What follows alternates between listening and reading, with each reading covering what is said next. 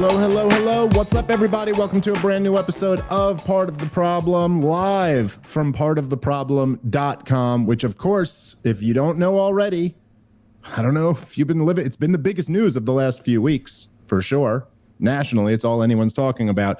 Partoftheproblem.com is the new home for this podcast. All of our episodes stream live, uncensored, ad-free at partoftheproblem.com. There is also now a fourth episode that you can only get at partoftheproblem.com. You can only get it if you go over there and support the show. If not, everything's pretty much the same for you. All of the episodes will still go out to YouTube and Spotify and iTunes and wherever you get your podcasts or wherever you watch your podcasts. However, they will be going out quicker. And you will, if you want to support the show over at partoftheproblem.com, you will also get that fourth episode. Plus, you'll get access to the Part of the Problem Inner Circle. You can mix it up with me and Rob, and there's a bunch of other benefits that you get depending on what tier you sign up at. But thank you so much to everybody who's already signed up, and really, really appreciate it. This is what's necessary to take this show to the next level, and I'm very excited about doing it. And everything is working very well. There were a couple little hiccups here that were already fixed. It's as I mentioned before, it's with these things, you do like okay, let me preface this by saying you all know I don't understand anything about technology, right? Like, I don't know how I'm talking into this thing in front of me. Somehow you guys are all watching it, but I have people around me who do understand it, and they've explained to me. But basically, we did like a bunch of beta testing with the site where you test it with like, a few dozen people on there. But then once you start getting a few thousand people on there, it just, you figure out different things that come up. So if there are any issues, they're going to be fixed soon. Please let us know if you're having any trouble at all. But actually, from what I've heard from everybody, it was a pretty smooth launch. So thank you to Ralph and Lewis and Brian and everybody who's worked tirelessly on that, so that me and Rob can show up and talk shit. How are you, Rob? I'm doing well. I'm excited for a weekend back out on the porch with Memphis Friday night, Bon Aqua on Saturday, and I see that you just added another show for our Nashville operation. I did indeed. Yeah, we sold out all the shows, so they added an extra one, which is it's 4 p.m. I like it. I'm telling you, it's fun on Sundays. All right, listen, and I told you, Rob, look, I said to them, because we had a 6 and an 8 on Sunday, and they both sold out. So they're like, hey, let's open up another show. And they were like, we could either do 4 p.m. or 10 p.m. And I was like, definitely 10 p.m. Like, this is a comedy show. It's supposed to happen at night. And they were like, nah, listen, dude, on a Sunday in the summer, you're going to sell way better at 4 p.m. than 10 p.m. So I was like, okay, fine. Let's do 4 p.m. So I think gentleman's agreement, I agreed to do 4 p.m., but I'm on the honor system. I'm trusting that everyone's going to start drinking at noon. That's the deal. Okay? If you come to my show, we're going to smell your breath before you come into the show. You better be hammered at 4 p.m., DUI okay? checkpoint. Yeah, that's the opposite. Sir, you're sober. You're going to jail. But I am very much looking forward to doing Zanies Nashville. We love the Zanies out in Chicago, the Zanies in Rosemont. They're like some amongst my favorite clubs to do every year. And I've heard so many great things about the Zanies in Nashville. I've never worked there. And so I'm very excited to do it. And it's cool that the show's like sold out the first time we're there. So looking forward to that. And of course, we're going to be all over the road for the rest of this crazy year. ComicDaveSmith.com for all of me and Rob's dates together. And then RobbieTheFire.com for all of Rob's dates. PorchTour.com. PorchTour.com. That's the summer website. PorchTour.com. All right. So I just got back shortly ago. I just recently got back from, I went in and did Pierce Morgan's show he's in New York. So I went in and did it in New York City. It was an interesting. Was it feisty? A little bit. By the way, with this one particularly, it's funny because I was in studio, but the other guests were remote, and there was a little bit of a technical issue where it's actually, in some ways, sometimes it's easier doing it here from my home studio. But so they've got it's a little bit of a difficult setup. So they because they're based in London, but he's here in New York. So you're like talking to people in London, and then everyone else is remote from their locations. And I actually couldn't hear the other guests that well. but it wasn't. What was bizarre about it is it wasn't really, at least from my perspective, it wasn't really contentious. They had, so on the panel, there was this, you may have even seen, I think he's the same guy I've seen before. He's like a real young kid who's like all in Democrat. He was like a big Biden supporter. Now he's a big Kamala Harris supporter or whatever. He's very young. I mean, he must be 20 or something like that. And, he's regurgitating the talking points. I don't judge him at all for it.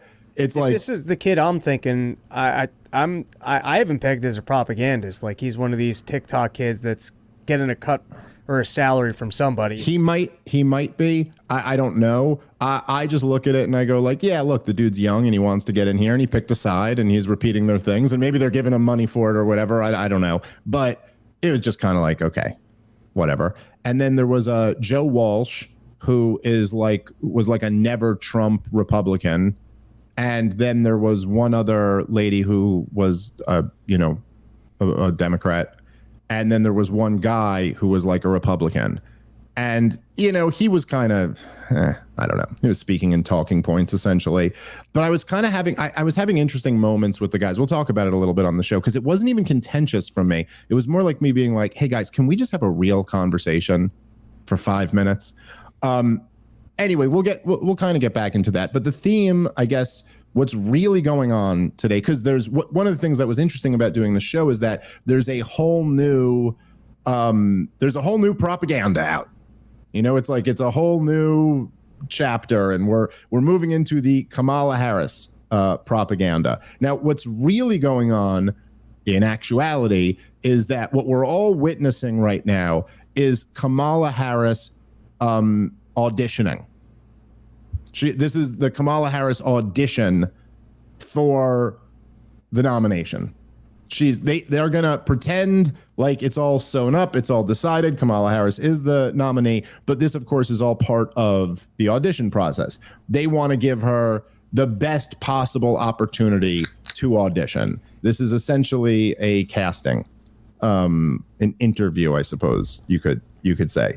So they're trying to like be so, both. One of the things that happened on the show that I thought was pretty funny, and it's interesting too, because I'm not a partisan.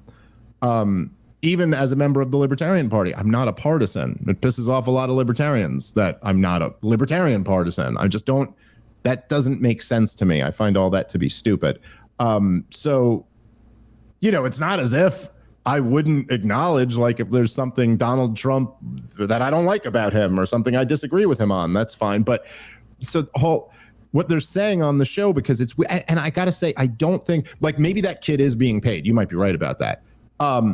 But even if he is or he isn't, there was something in talking to these guys where it feels like they're being genuine. And this is almost like the NPC dynamic, where it feels like it's like, oh, did you guys just have like the latest propaganda uploaded into your mind?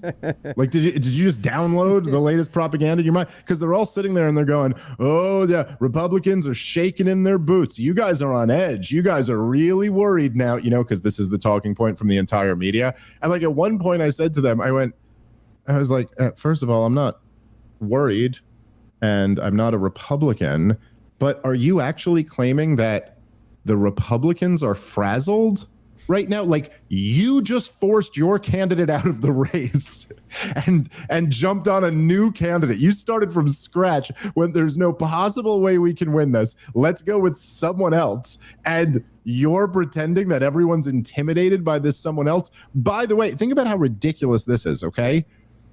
Why is it, I said this on Piers Morgan today also, but why is it that for months people have been speculating about Gavin Newsom?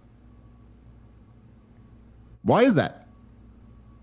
Because Kamala Harris is so bad that even when people were skipping past Joe Biden, they were like, well, yeah, we also got to skip past Kamala Harris, obviously. Like, we can't. So that's how bad she is, that even, by the way, amongst Democrats, I mean, I'm talking amongst MSNBC and CNN, like when the debate ended and they went to their post-debate coverage and they were all saying, man, Joe Biden's got to drop out of this. They all started speculating about who the candidate might be. It was never a given that it was Kamala Harris. It was always like, oh, maybe Kamala Harris, maybe Gavin Newsom, maybe Hillary Clinton, maybe Michelle Obama, whatever it is, maybe Gretchen Whitmore. Like they all speculated on a number of people, but you wouldn't do that if the VP was a strong candidate. They're only doing that because obviously she's not. And so anyway, that was the first layer of propaganda that was like fascinating to watch. Like just the newest, it's just like marching orders go out and everybody's like, yes, Kamala Harris is such a strong candidate. She's going to beat Donald Trump. And I was just sitting there just being like, I mean, look, guys, let's be honest. Probably not. Right? Like, obviously Donald Trump is the favorite right now. Kamala Harris is starting in a terrible situation, and Donald Trump is up in all of the polls. He's clearly the favorite. You guys are the underdog. Can she start to put it together? I mean, I suppose we'll see. But at least as of right now, no, the position is not like, oh, the Democrats are on top of the world and the Republicans are like, shit, we got to deal with the force that is Kamala Harris. Yeah, the better lie would just be, hey, guys, it's really important to beat Donald Trump. Here's why it's so important. Even if you want to go with your January 6th bullshit, and hopefully Kamala Harris has figured out how to get past some of the difficulties we've seen from her in the laughing, in her inarticulateness, in her talking about school buses. They would go, hopefully she's actually up to the task, and the donors seem to have put her faith behind her, so it's time for us to give her a chance. But to pretend like, I don't know, some star quarterback just came out of retirement and now Donald Trump has a fight on his hands is such an unbelievable lie. Amidst all the lies I've seen these people try and spin, I can't even believe that they're saying this one with a straight face. Well, and the crazy thing is that it will be the same people who told you that that there was no problem with Joe Biden. The same people who told you there was no problem with Joe Biden. Quite often, the same people who even after that said he shouldn't drop out of the race are now going, oh, yeah, this all worked out perfect. And you're like, yeah, this seems like wishful thinking. This seems like wishful thinking on your part. Look, this is how it's going with Kamala Harris right now. And this is what I mean when I said she's auditioning. OK, if you remember, Rob, because we were covering it when it happened. In 2019, Kamala Harris announced that she was running for president. She did a few big events, and she got big donor money. She got a lot of Hillary Clinton staffers to join up for her presidential campaign, which was already shaping up to be like this, the dynamic of the race where it was like, oh, okay, so Joe Biden, I can't remember if Joe Biden had announced yet. I think this was a little before he announced, but he was the guy who everyone was expecting to announce and run if he hadn't already. I got to go back and check. I can't remember the chronology of all that, but it was already like, oh, okay, see, the Hillary people are going with Kamala Harris and the Biden people are going with Biden. If you remember, rewinding 4 years before that, in 2016, there was speculation about whether Joe Biden would run for president. He was the vice president at the time, and kind of next in line in some sense to run for president. Ultimately, he ended up deciding not to do it. It's been widely reported that Obama discouraged him from doing it, said Hillary was the stronger candidate, and so they went with Hillary Clinton. Then in 2020, he comes back and runs. Well, Kamala Harris announces she's running. The corporate press all lined up to talk about how impressive her speech announcing that she was running was. It was not an impressive speech, but they all pretended there was something there that was very, very impressive. They went, look at the organization, look at the fundraising. You see, blah, blah, blah. She's got real support. This is kind of what they pretended. She went up on the debates, did terrible. She, like her first debate, she tried to call Joe Biden out for being racist. It didn't work well. Then Kamala Harris just then Tulsi Gabbard just destroyed her. Her campaign crashed and burned. There was no popular support. She didn't even make it to the first primary. She was like under 1% in the polls. It was just a disaster. A similar type of thing is happening right now. Now, obviously, the dynamics are different. This isn't a primary, or in that sense, and she's the sitting vice president, but That's essentially what's going on here. She's getting huge money from the big donors. She's getting the red carpet treatment from the corporate press. They're going to give this to her. I think she's got a couple weeks to see what this does. And then they get to decide whether they're comfortable going with Harris or whether they feel like we got to sub her out for another candidate, which is still a possibility. Maybe I read the news wrong, but I thought that they were reporting that she had enough delegates, so I thought that meant yes, it was. That's what they're saying.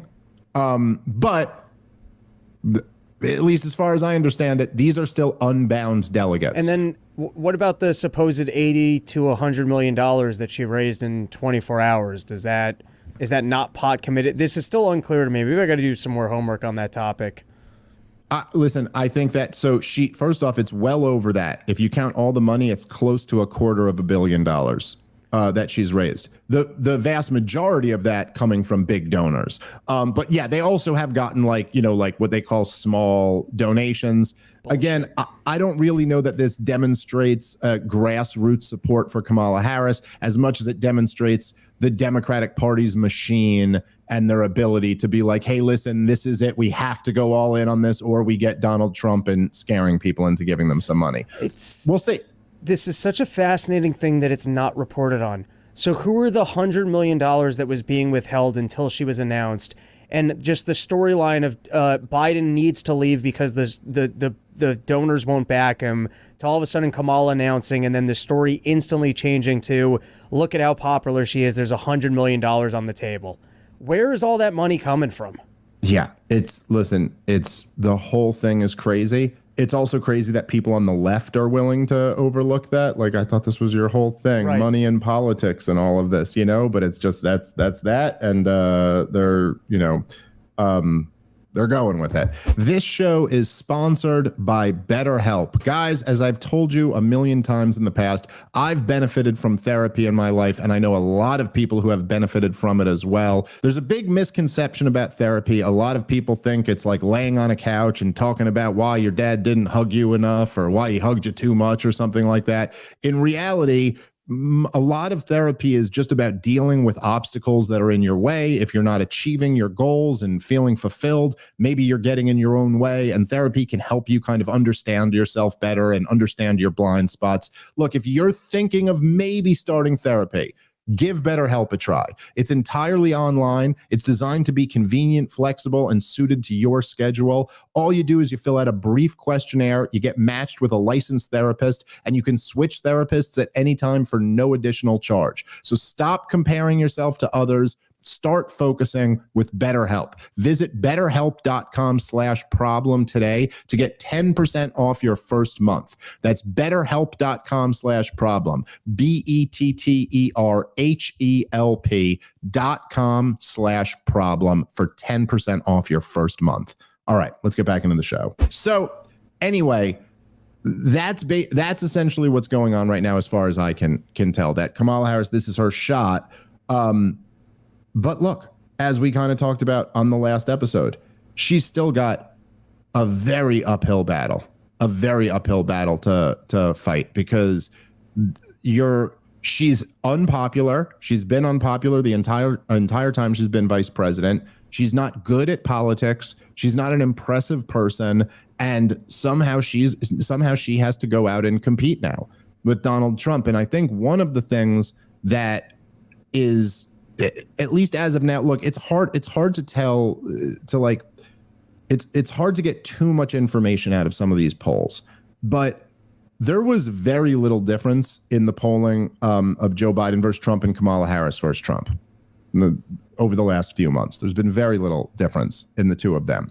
And I think one of the things that's going to become apparent is that the corporate media not only convinces whatever people are still gullible enough to like watch CNN and MSNBC and think they're getting news, but it's not just that they convince those people, they convince themselves also. And I think, so I was just talking about this last week, right? The narrative they have now is, because this is a comforting narrative to them, is that Joe Biden, his age just turned out to be an issue. And his age became an issue right at that debate. You know, like no one could have seen this coming before that. It was at that debate. He got old, and then he was old ever since then. And so, oh man, and he died and came back from the dead. Yeah, right. Something like that. So Joe Biden, essentially, the narrative goes, is a great president, incredibly successful, just a little bit too old, but he did the right thing and he stepped down. Okay, now there's a lot of problems with this narrative. Number one, though, we still haven't heard from Joe Biden, or maybe we have. Actually, Brian, pull up that the call in to Kamala Harris, because that's actually pretty interesting. But so we've, in the most bizarre way, heard supposedly a phone call from the president of the United States. He's announced that he's speaking tomorrow night, and we saw him. He is alive. They got video of him coming off his plane or going on his plane.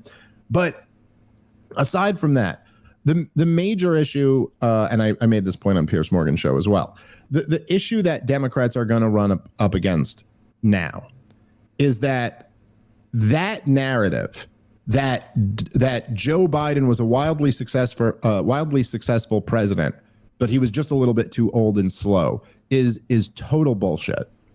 I shouldn't say total bullshit. The old and slow part is true.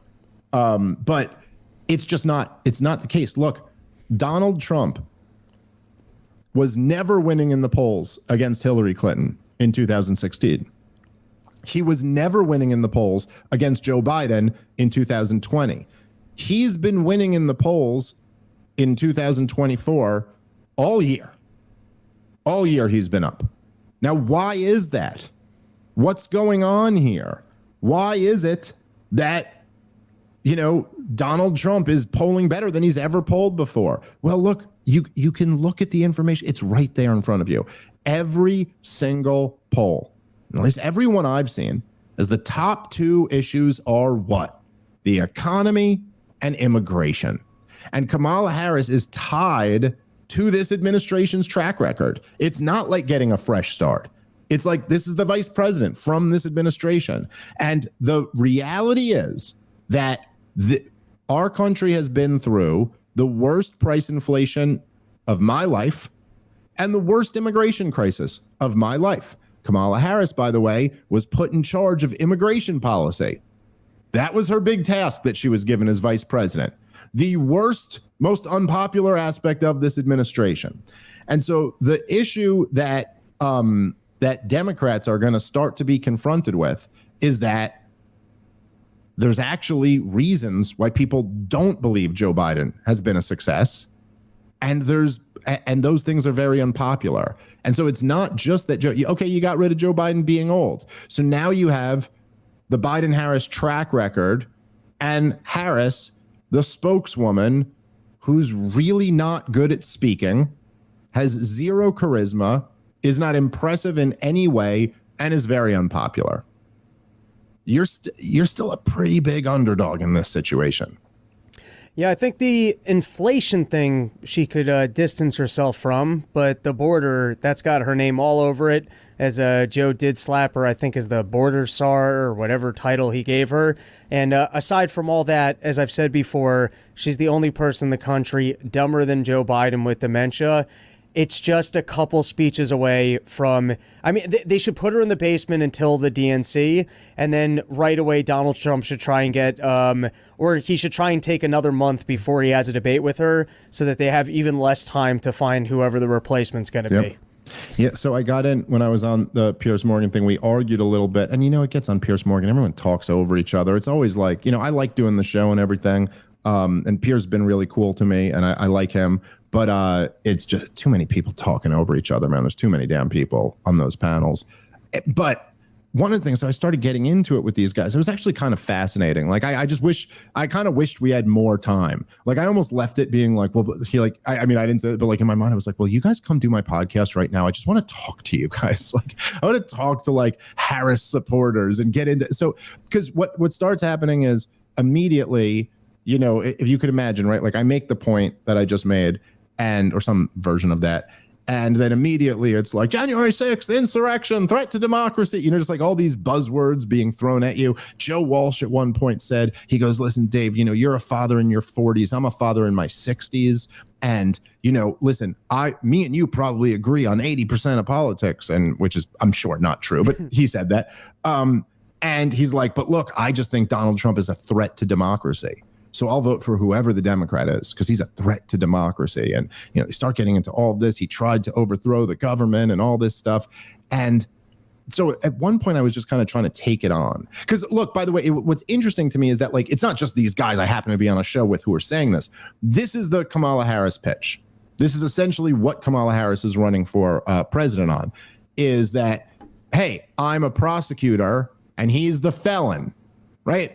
This is her, and I know how to prosecute a felon. The prosecutor is the good guy, and the felon's the bad guy, and yada, yada, yada. This is, and so I said at one point to him, I was like, listen, I didn't really like the way Donald Trump handled the 2020 election, and I'll grant you that, like, when he called the Secretary of State in Georgia there, it did seem like he was kind of bullying a little bit and kind of trying to get them, he didn't exactly say steal it for me, but it was kind of like maybe wink, nod, I need you to find me some extra votes type deal. Like, fine, okay, and I put it like this on the show. I went, okay, listen, I am going to overthrow democracy in the United States of America and usher in a dictatorship, okay?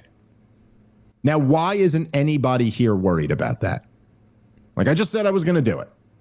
Why is nobody concerned about that? And the reason is because I have no power to implement that.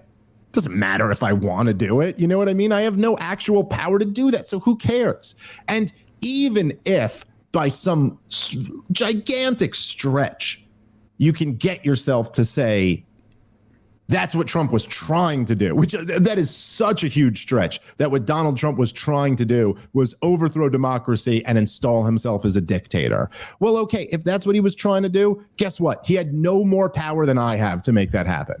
There was no chance it was going to happen. What Donald Trump ended up doing was bitching and moaning and then getting on his plane and going back to Mar-a-Lago and turning over the White House to Joe Biden. Why? Because he had no choice. Yeah, it was completely powerless. So all of this is kind of meaningless.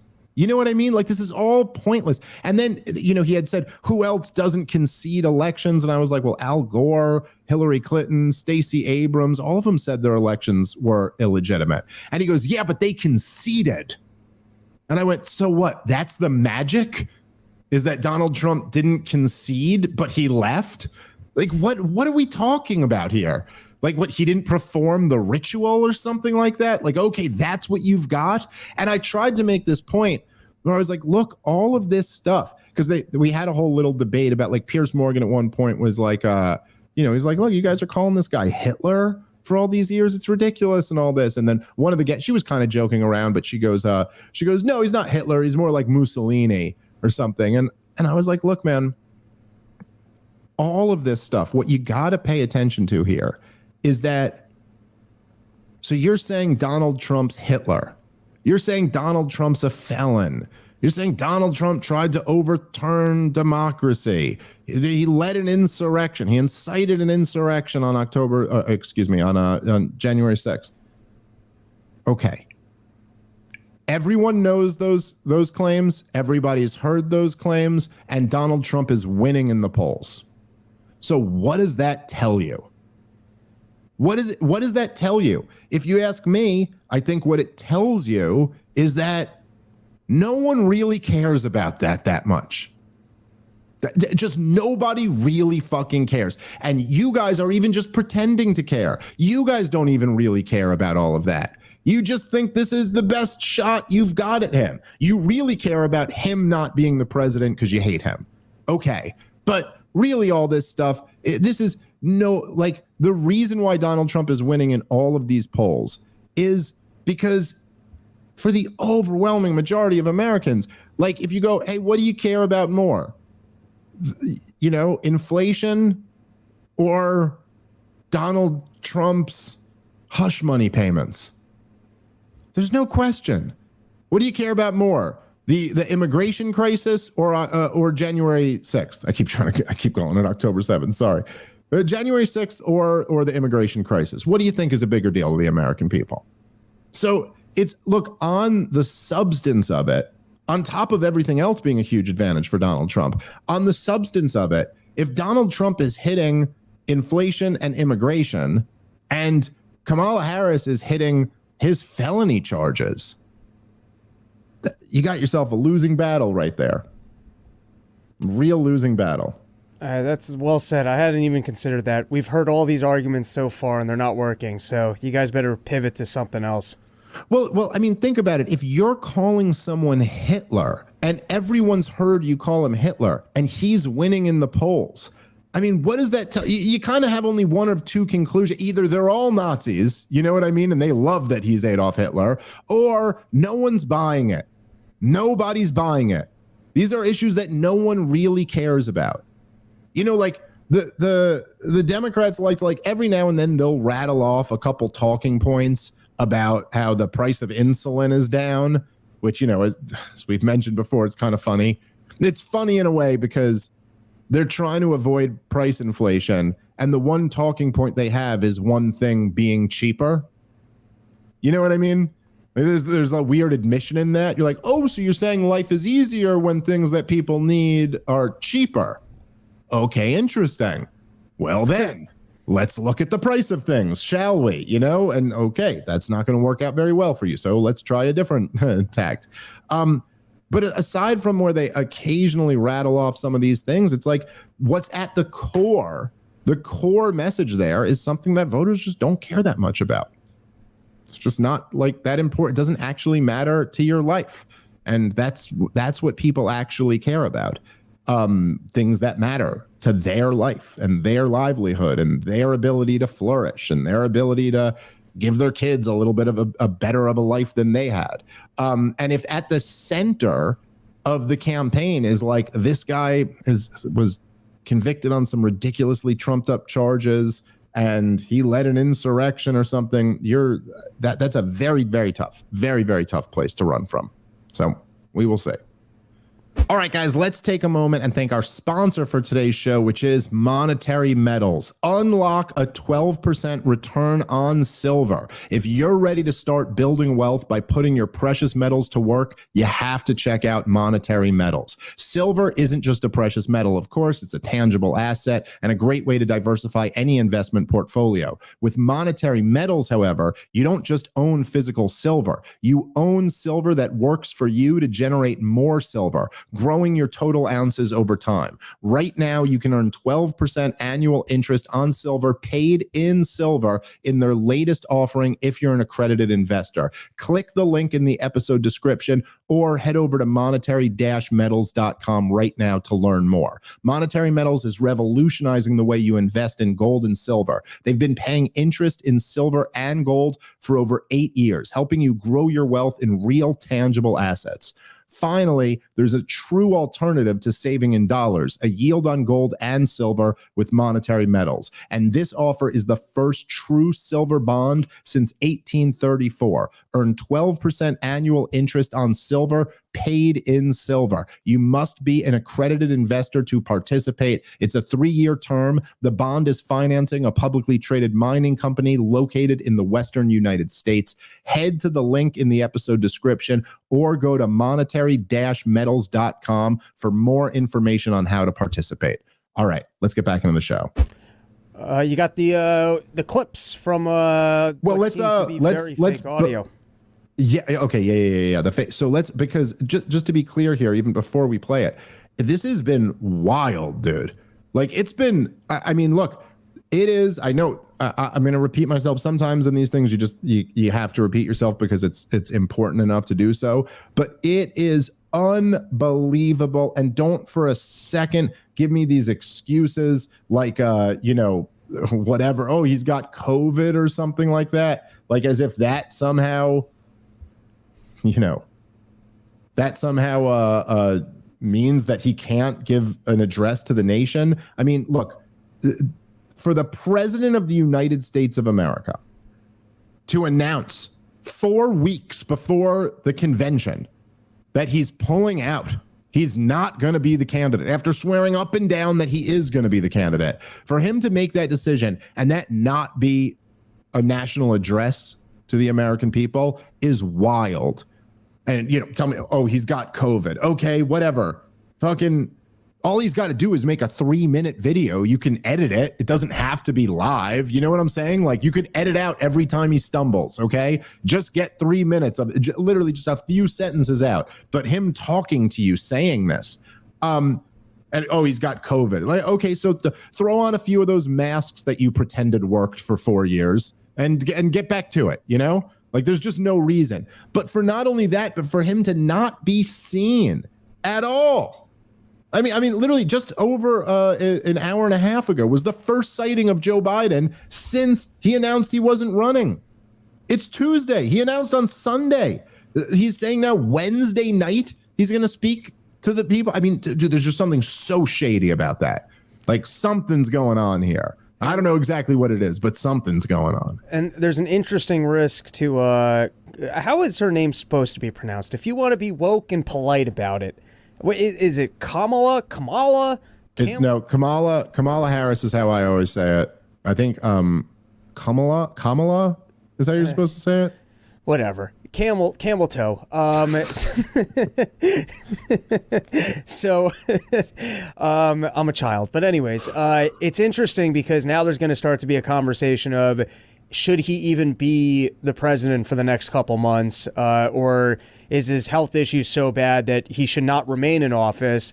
And then I think at some point in time, we are going to have some sort of a secondary conversation of how long has he been inept for and who's been covering for him, and should there be some responsibility for the people that have been lying to us and trying to pretend like he's at full capacity when obviously there's a lot going on in the world and we need listen, you might not like our democracy, but there needs to be someone without dementia who's making decisions. Yeah. No, listen, I mean, if somebody can figure out the way, like the most effective way to play that card, there's a real opening there. I mean, look, like it's very hard for not just Kamala Harris, but also for the entire corporate media to just be like, listen, you protected this guy and pretended there was no problem. And the problem was so bad, he had to pull out 4 months before the election. Not only was it bad, it was so bad that he could not run a campaign. So, I mean, I don't, like nothing like this has ever happened before. So it's hard to overstate how crazy that is. But it's not just like a question of like, look, there's an area of mental decline where you'd be like, this guy maybe can't be president. And then there's an area where you can't be president. But it is so much worse than that to be like, we can't even pretend. Like, we can't even pretend this guy is capable of running a campaign. That's where we're at. And Kamala Harris is directly implicated in that. She was one of the people going, no, he's sharp as a tack in private meetings. He's unbelievable. Like, okay, sure. Anyway, so to make this thing more bizarre, almost as if they are trying to get everybody to believe that there was a coup that happened here. Like, they have, I mean, literally, like, I can't even, if someone had suggested this idea to you, you'd be like, no, everybody's going to think something really fishy is going on here if you do this. But so they have Joe Biden call in to Kamala Harris's speech. Let's play the tape from this. It's wild. It is so good to hear our president's voice. Joe, I know you're still on the call, and we've been talking every day. You guys heard it from Doug's voice. We love Joe and Jill. We really do. They truly are like family to us. And everybody here does. It's mutual. I knew you were still there. You're not going anywhere, Joe. I'm watching you, kid. I'm watching you, kid. I love you. I love you, Joe. Oh, it is so good to hear. Yeah. So if you see there was a point where she said she started to say recording and then said, corrected herself immediately.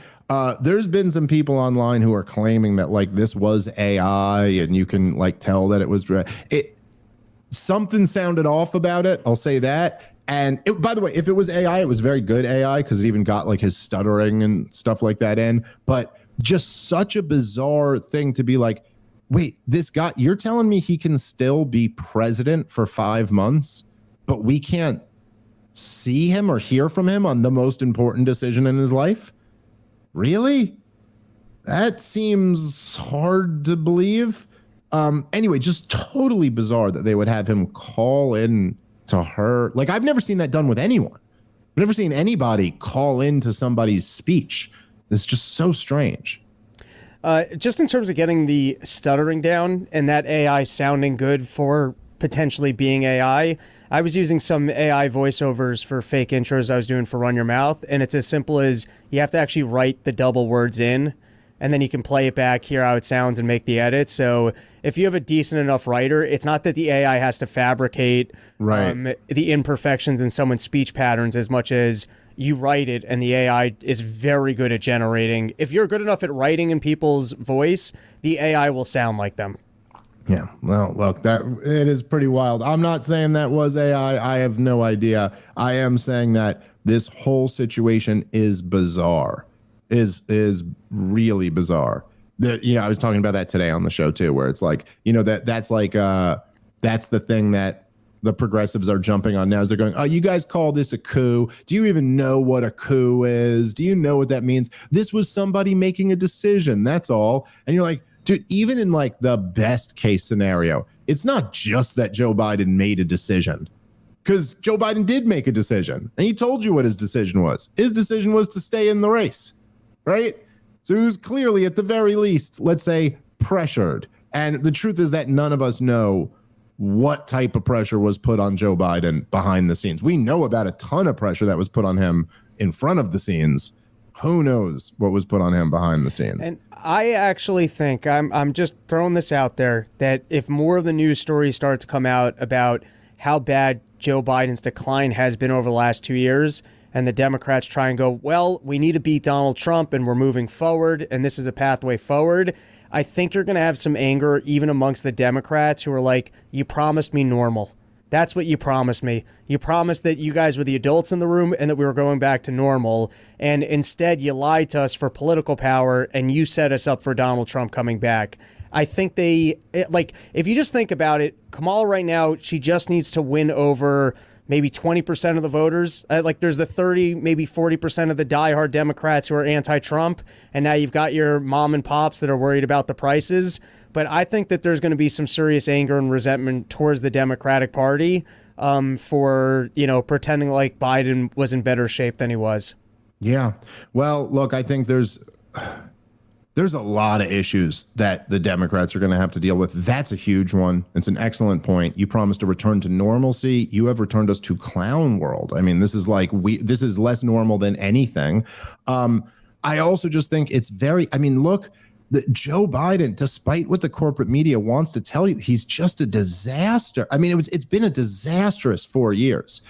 I mean, it's hard to overstate how bad it is. Look, he started his presidency where his number one issue, he put all his chips in on the vaccine. It was, we're going to get this jab in as many people's arms as we possibly can by whatever means is available to us. Some of them were struck down by the Supreme Court, like the OSHA mandate.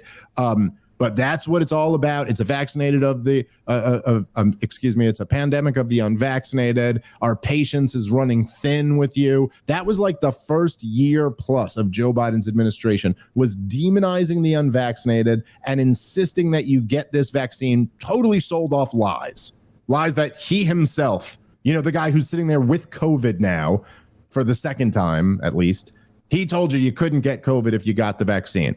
He insisted that, let's just say, in the most generous interpretation, he insisted that many people who didn't need to get the vaccine got the vaccine. Then he totally botched the Afghanistan withdrawal. Then he went all in on this war in Ukraine. That's just been a disaster.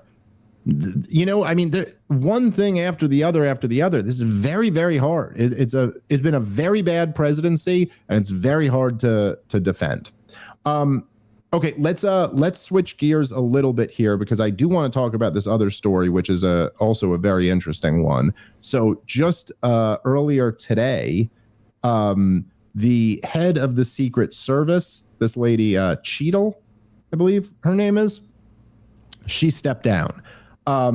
It is wild that it took this long. It is pretty. I mean, with I know this is old news now, but there was an assassination attempt against the former president and the current front runner to be the next president, and again, best case scenario, due to mind-bogglingly gross incompetence, let's say. Like literally to a level that's hard to imagine you could be this incompetent, but a rooftop less than 200 yards away from where the president was speaking, there was allowed to occupy a 20-something-year-old with a rifle who had been walking around scoping out the area for like an hour, while many people were warning the local police and the Secret Service that there's a guy up there with a gun.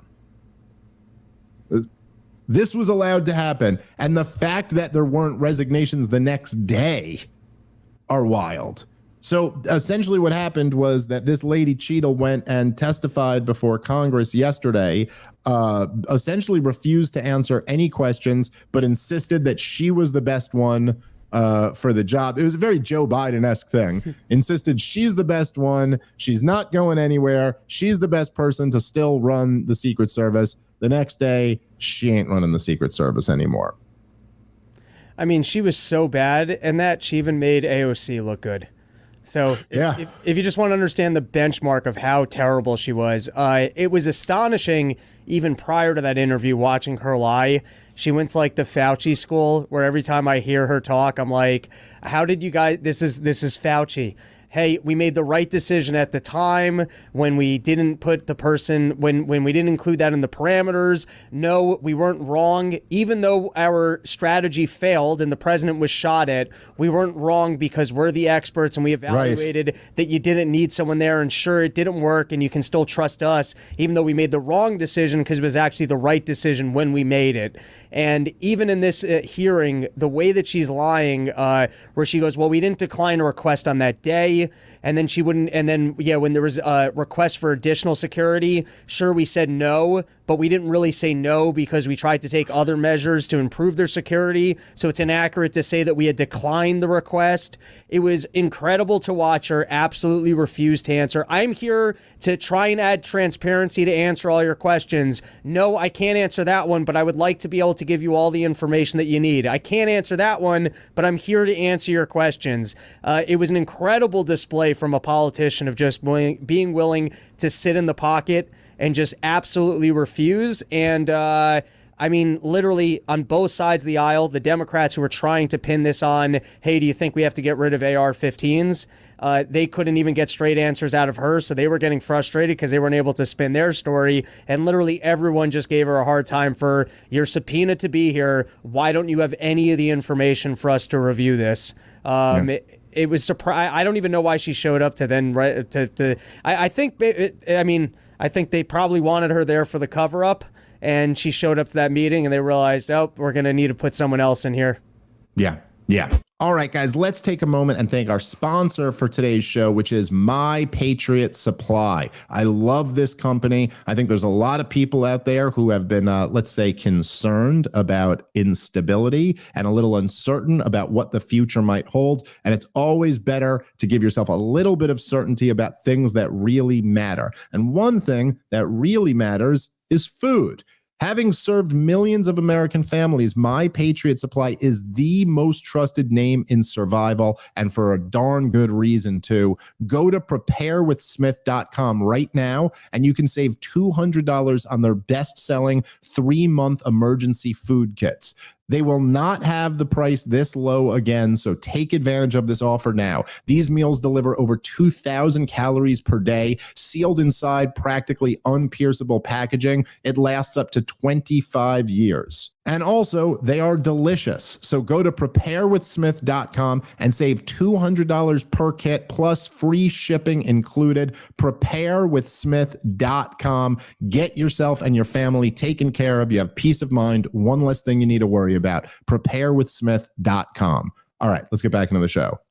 All right, well, we got a few clips from that hearing just to prove that Rob is not exaggerating. If you haven't seen it, it was that bad. Here, let's go to the first one. My first question: both sides of the aisle today have asked for your resignation.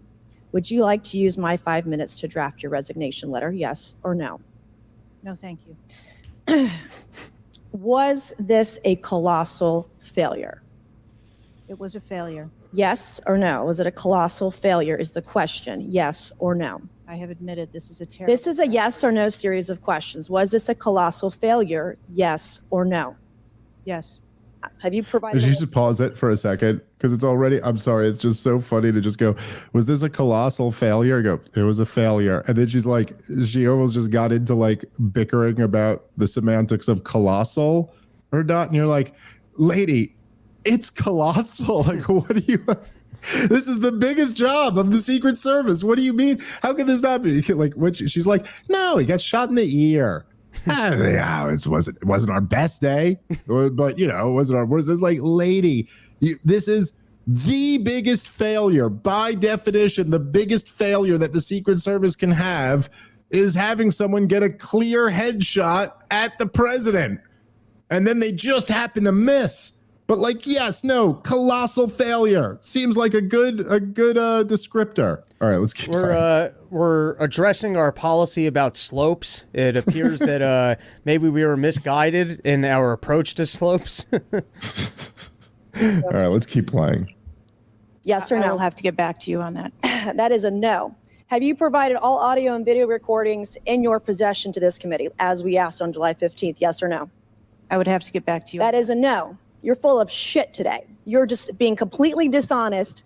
Mr. My first question. Well, there's one feisty Republican lady there. But yeah, I mean, look, what can you say aside from like again, she's just, I actually kind of like how she goes, that's a no, you know, because she's like, well, I'll refer you to the record or something. It's like, yeah, no, you haven't given them all the footage you have. They even were holding her because she refused to give any specifics. And then they were asking like when she even addressed or had phone calls, and she really would not answer a single question. And I forgot who it was, but one person did a particularly excellent job of calling her out for, have you done zero preparation for this? How are you not able to answer any of these questions or recall any of this information? Yeah, no, it was wild. She basically just went there to stonewall. And look, I mean, I suppose like maybe there is a little bit of a silver lining here, like a note of optimism is that as much as so many people do get away with that in DC without losing their jobs, this was just too big of a thing to have nothing to say. To have nothing to say for like how you could allow this to happen. That was even in DC, that was a bridge too far. Here, let's go to the next clip that we have. That are happening in about 100 days. So the notion of a report coming out in 60 days when the threat environment is so high in the United States, irrespective of party, is not acceptable. And I think it's very important to understand that. This is not theater. This is not about jockeying. This is about the safety of some of the most highly targeted and valued targets internationally and domestically in the United States of America. So the idea that a report will be finalized in 60 days, let alone prior to any actionable decisions that would be made, is simply not acceptable. It has been 10 days since an assassination attempt on a former president of the United States, regardless of party. There need to be answers. Yeah, you could kind of see on AOC's face that at one point, even she's like, I'm sounding smart right now. It's like, this is new. The better AOC clip was about the range on ARs. which off the top of my head, I think it's like, I don't know, something like in the 400 range. I'm sorry. Our gun audience is going to be furious. How do you not know this? But it was a pretty simple question of why was there a rooftop within range of what an AR can do, which is one of the most popular and easily accessible guns in this country. So how can you possibly say that a rooftop with a clear view of where the president is that's been in range of a readily accessible rifle didn't need to be secured? And you know, the fact that even AOC is able to come up with gun facts that are that simple was pretty astonishing. Well, look, I mean, I think what we're left with here is, and I think this is very reasonable to say, I'm not like jumping to some wild conspiracy here, but this was such a, what was the word she used? Colossal failure in the first clip. This was such a monumental failure that at the very least, the first question that needs to be answered is like, how the hell did you guys let this happen? Because it does, you know, there's so many implications that come off of that. And I think a lot of people don't want this to be the obvious. You know what I mean? And it's like, look, tell me this is something other than what it looks like. You know, it's like always like in those movies or whatever, when someone gets caught in like a precarious situation and they're like, this isn't what it looks like.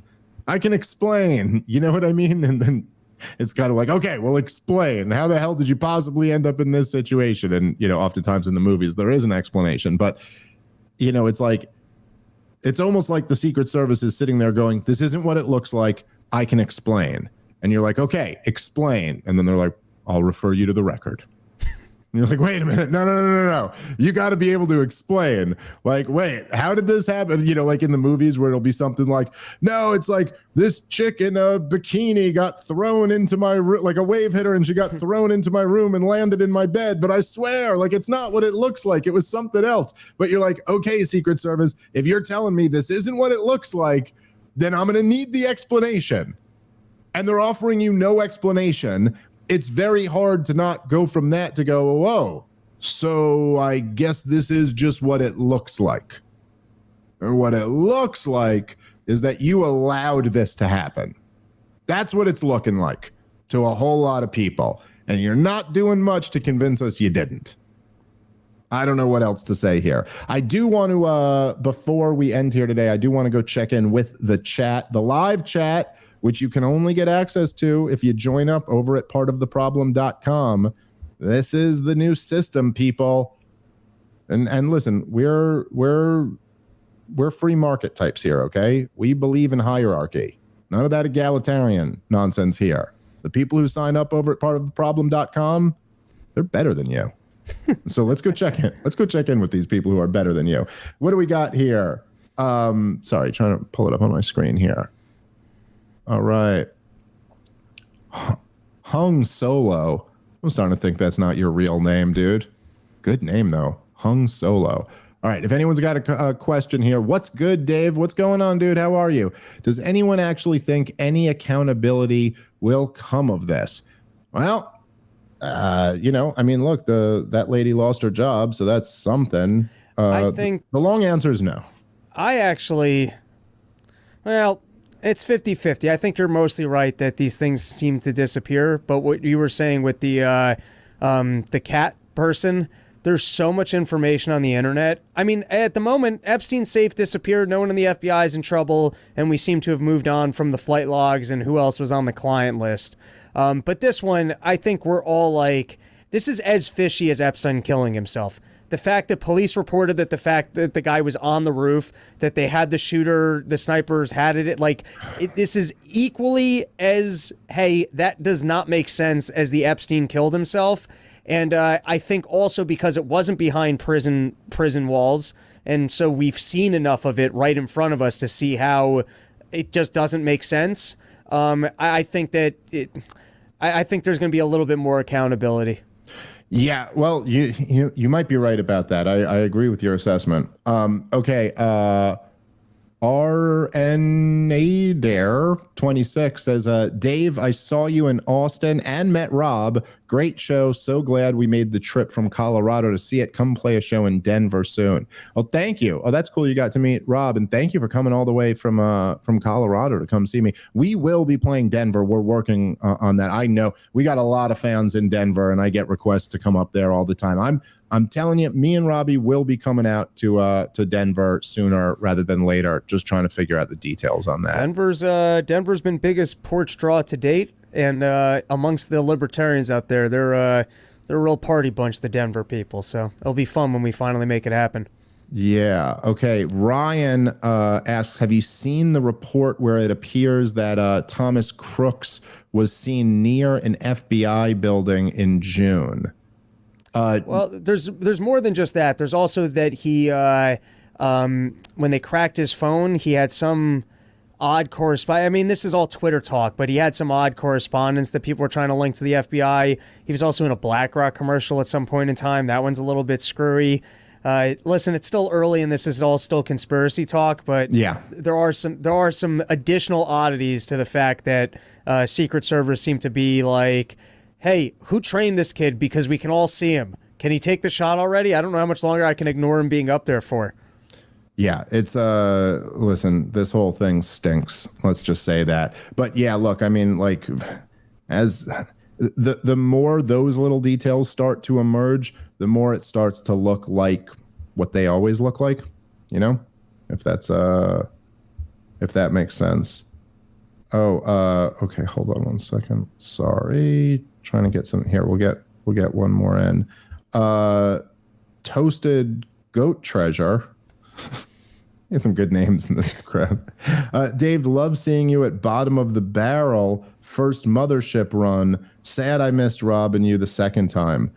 Oh yeah, Bottom of the Barrel is a great show. I really enjoy doing that. It's Brian Simpson, I believe, is the one who runs it. But it's at Little Man in at the Comedy Mothership. It's a great show. It's like you just the audience writes topics and then puts them in a barrel, and then you go up and you just pick one out and riff on it. It's a lot of fun. It's just like whatever their topic is, then try to turn it into a joke. It's a great way to like get new material and stuff. I always enjoy that. If I'm out there, I think they do it Mondays, either Mondays or Tuesdays. They do that show. But every time, if I'm out there on a Monday and Tuesday, I always try to do that one because I always enjoy it. All right. Actually, you know what? We got a couple minutes left here. I'll take another question from the group before we wrap up. All right. Let's see. Let me try to pick out a good one here. All right. Broadlemore writes, I'm more inclined to believe the Joe Biden call is Shane Gillis rather than Joe Biden. That is... it would have been funnier if Shane had done it. Yeah, I'd said after the RNC, I'll vote for Shane Gillis as Trump for president. Yeah, there you go. And then Twite 1062 writes, can you bring Shane Gillis on for a history episode? I would 100% do that if Shane wants to. Yeah, Shane's actually a very smart guy. Shane knows a lot of stuff. So I would love to do that. But you know, my buddy Shane, he's a busy guy. He's a busy guy these days. So we'll see. We'll see if we can snag him. There's a few years ago, we'd have been doing him the favor. But now he's on top of the world. But yeah, I would totally love to do that. All right. Listen, thank you guys. Again, big thank you to everybody for helping out with this new launch. And thank you to everybody who has already signed up at partoftheproblem.com. Please, if you can, go on over there and do the same. And come see us on the road, comicdavesmith.com, porchtour.com. Check out Run Your Mouth, Rob's fantastic podcast. It's great. Give it a listen if you haven't already. And that's all. Catch you next time. Peace.